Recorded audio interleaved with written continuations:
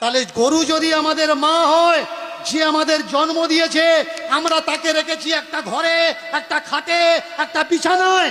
আর গরু যদি আমাদের মা হয়, গরুকে গলায় দড়ি দিয়ে আমরা বেঁধে রেখেছি গোয়াল ঘরে। আপনি পারবেন আপনার মার গলায় দড়ি দিয়ে গোয়াল ঘরে বেঁধে রাখতে? পারবেন না। মাকে মা বলছেন, কিন্তু কর্তব্যের সময় গলায় দড়ি বেঁধে তাকে গোয়াল ঘরে রেখে দিচ্ছেন। বলুন, গরুকে কারা অপমান করছে?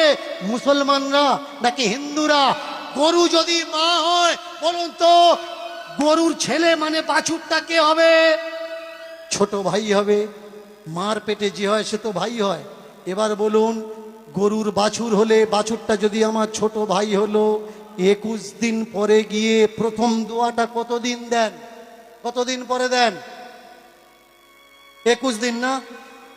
তাহলে আপনার মা যদি আপনার ছোট ভাইকে জন্ম দিত, 21 দিন পরে আপনার ছোট ভাইয়ের গলায় দড়ি দিয়ে পাশে বেঁধে রেখে আপনার মায়ের জননীর গর্ভধারিণীর দুধ দুয়ে বিক্রি করতে পারতেন?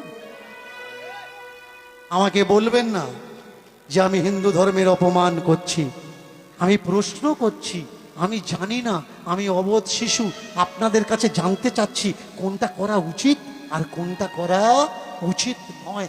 বলুন তো, গরু যদি আমাদের মা হবে, অনেকে বলে গরু দুধ দেয়, গরু দুধ দেয়। ভালো করে শুনুন, গরু কখনো দুধ দেয় না।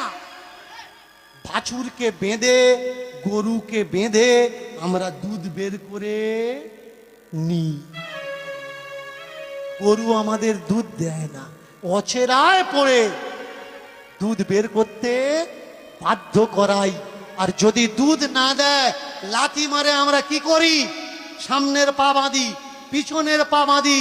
বলুন, যাকে মা বলে ডাকছেন, এই ব্যবহারটা যার সঙ্গে দিচ্ছেন, সত্যি কি ঠিক ব্যবহার দিচ্ছেন?